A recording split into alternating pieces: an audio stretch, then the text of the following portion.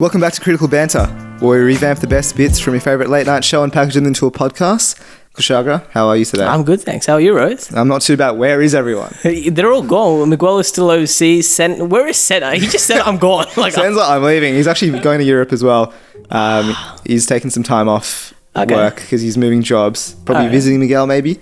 But I'm not a fan of the lack of notice. It's terrible. Like last week, he's like, I'm going. Not to disrespect our guest. I mean, sorry. That's true. Well, let's not be rude here, okay, shall we, Kush?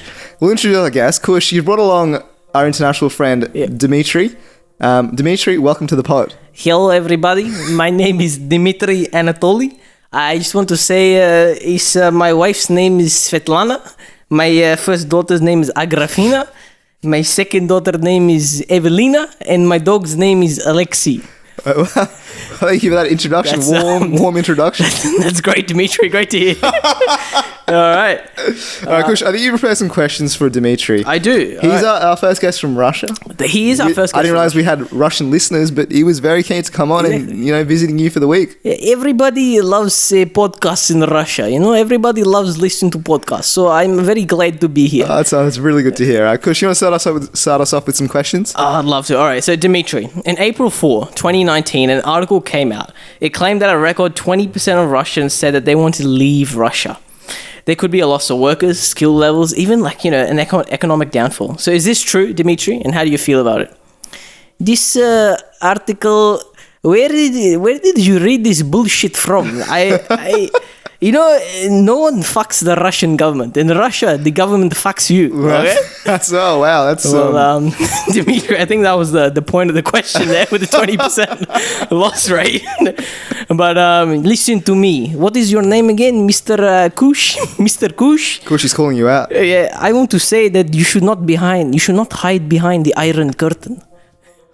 Okay, that was well, thank you for that, Dimitri. I don't really know where to go from here, to be honest.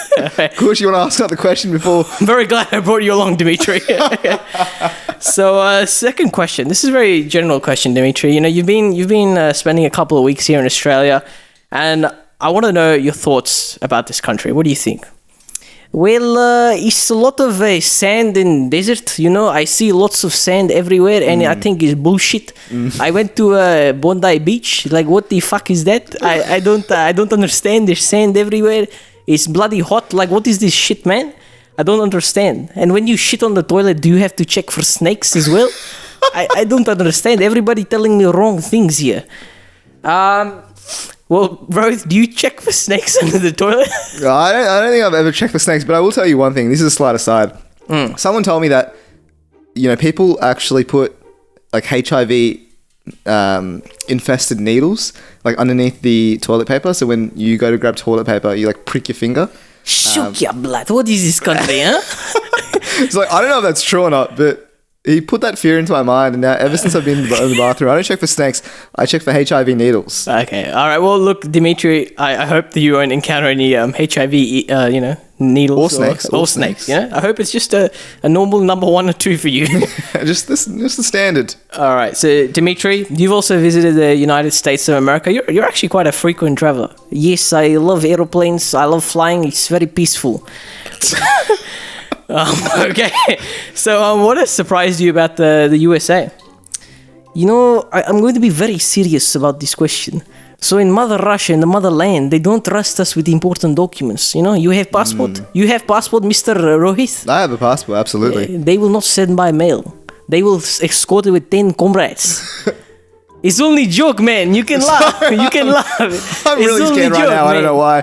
Why would the comrades don't exist, my friend? And there are no comrades anymore. No more. I don't know. The way that you're not blinking at me when you say that is making me think otherwise. Dimitri, it's a good joke. All right. Yes, there's also seedless watermelons. In America, they have seedless watermelons. In Russia, they're all full of fucking big seeds. They are everywhere. They get stuck in your mouth. You choke. It's a death, man. You will die from those. Okay? Dimitri, do you swallow the seeds or do you spit them out? Well, there are seeds. I spit them out, but sometimes they're so fucking big, they are huge. All right. Okay, Dimitri. Well, there are also seedless watermelons here in Australia. If you want to check them out. Woolworths has a great selection. I will say that. We have a segment in here, Dimitri. It's conspiracy theories, which our other host Sen's quite a big fiend of. But I wanna delve into these Russian conspiracy theories if you've got any. Point. So just tell me about one. Okay, there is the story of the Dyatlov Pass. Have you heard of the Dyatlov story? I haven't heard of the Dyatlov story. Well, I'll tell you. Let me set the atmosphere, okay? It's not funny. It's a very serious incident, my friend, okay? Sorry, I'll... This is no joke. This is no joke. Kush, okay? I'm kind of scared, man. It's all right. Let him tell us. Dimitri, tell us about the story, please, all right? Please go on, Dimitri. Yeah, so there were 9 trekkers. They were very experienced. They climbed all sorts of mountains before.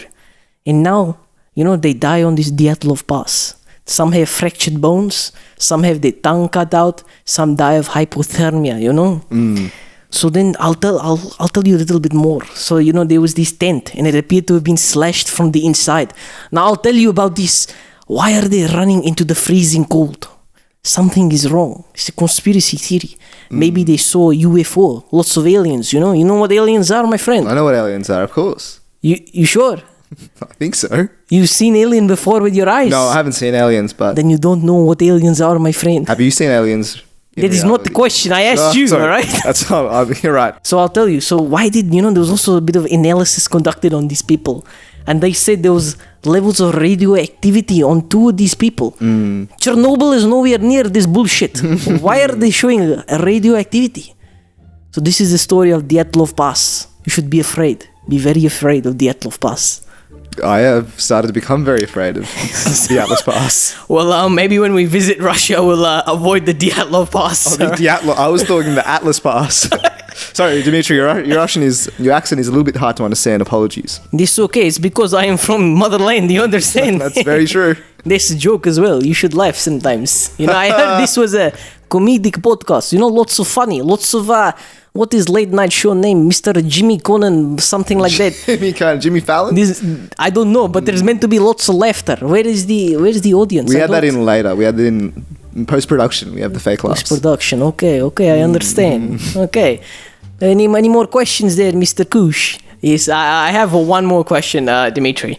This is about a singer. Now, forgive me for my mispronunciation, but Vladimir Vysotsky, is that right? Yes, Vysotsky. That's his name. All right, I want to talk about, he's a great singer. He's a great songwriter. He was an actor, such an enduring influence on Russia. Isn't that right, Dimitri? Absolutely right, my friends. Absolutely right. Now, I want to ask one question, Dimitri. Do you have any thoughts about him? Can you tell me any experiences you had with him? Yes, I'll tell you one experience. This is very, very dear to me, actually. So I hope you appreciate this sentiment. Okay? Okay, Rohit, you appreciate? Yeah, absolutely. I'm appreciating. I just want to confirm. That's it, okay? Because, like I said, not much laughter. Maybe you like sadness. I don't know. Okay? Now, let me tell you about the Ballad of Book. It was truly inspiring and beautifully written, my friends. Beautifully written. It was the stories about heroes and knights.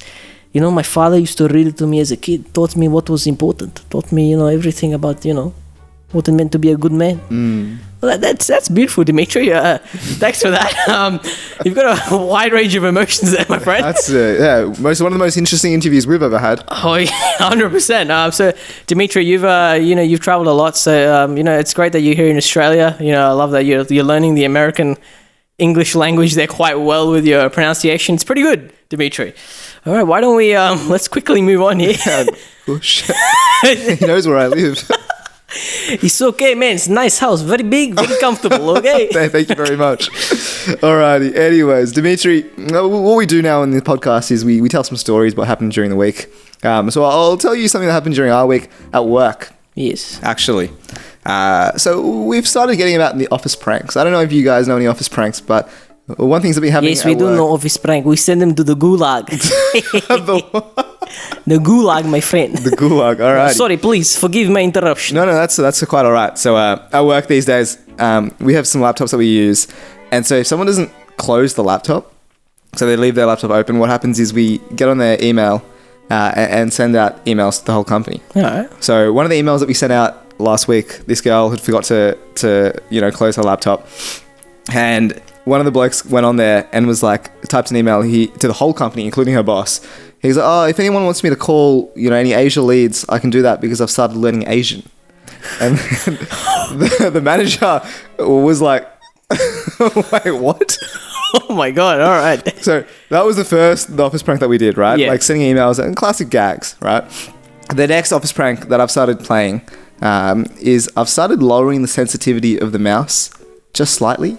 Okay. So like each day I come in and when he's on a call, he's on the other side. I lower the sensitivity just slightly so he doesn't notice, right? That's good, yeah. And so it's now going to stage. It's been like maybe a week and a half since I've started that. It's a long con prank. Yeah. And right now his mouse sensitivity is on like the third lowest setting.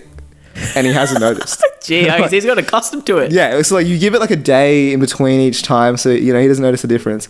And suddenly he's on the third lowest setting. No care in the world, right? But I think I don't know what the end goal of the prank is. Like maybe made it to 0, or like just one day just send it all the way back up. Yeah. And then be entertained for the 3 seconds that he goes, whoa, what's going on here? All right, Dimitri, you didn't seem to laugh there. You find that a prank, all right? It's a good prank, but let me tell you about different prank, okay? All right, Dimitri.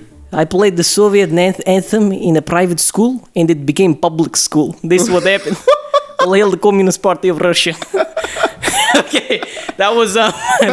Well, I'm really learning a lot about you today, Dimitri. Well, it's true. In Russia, I guess the government does really fuck you. But, yeah, Dimitri, it's excellent. Okay, well, I have a couple of pranks as well. This was more than my friend did. So, I don't know if you've got Domino's over there in Russia. Yeah, I don't know. We like pizza too, but okay. Let's continue on with the prank, man. So, one of my friends ordered Domino's, but he put the address as... another friend basically put the address. So... You can choose to pay via cash at that moment. So you know how you don't have to pay anything by card, right? Yeah. So you deliver it, but you can pay by cash at the door. You can pay by cash at the door. So this guy, he puts the address of his friend, tells him, go deliver it by cash. So he's in the shower, right? And he gets a call from the Domino's guy. It's like, man, like, I didn't order any pizza. Like, what's going on? And it's like a $35, like, just a complete rip-off. Just one pizza with all the toppings added on. No. And the Domino's guy's like, look, man, I'm not returning it. Like, what's the protocol there? He's like, no, someone has to pay. Yeah, so but the guy was like, can you check the IP address? Because I didn't order it. And the guy's like, yeah, the IP address is straight linked to yours. Was it him that ordered it? It wasn't him though, so I don't know how it's spreading. Obviously, the Domino's delivery guy has no idea about IP addresses. He just wants to get the pizza out of his hands. Yeah, 100%. So he paid eventually, which is I think the stupidest part. I don't know if he wanted pizza that badly, but you pay $35 for it. Actually, that reminds me. So my first ever job out of high school, I was a delivery driver for this Chinese restaurant. Yeah. And my first ever delivery at that first job, I was delivering Chinese food, and this young lady opens the door in her towel. Okay. And I was like, hello. Good afternoon, comrade. Those words exactly. You're right, Dimitri, yeah. So she opened up in the towel. I was like, okay, cool, like here, have the pizza. Yeah. And then she said, oh, like you can come in and drop it off. Okay. And I was like, oh, I've seen this before. So like I wasn't sure what to do. Like I was like just freshly like 18 at the time. Yeah. And I went inside, like I dropped it off, right? And I was expecting like to get jumped. I was like terrified. I don't know what's going on, whether I'm in like the scene of a like amateur film or like some guy's gonna jump out and mug me.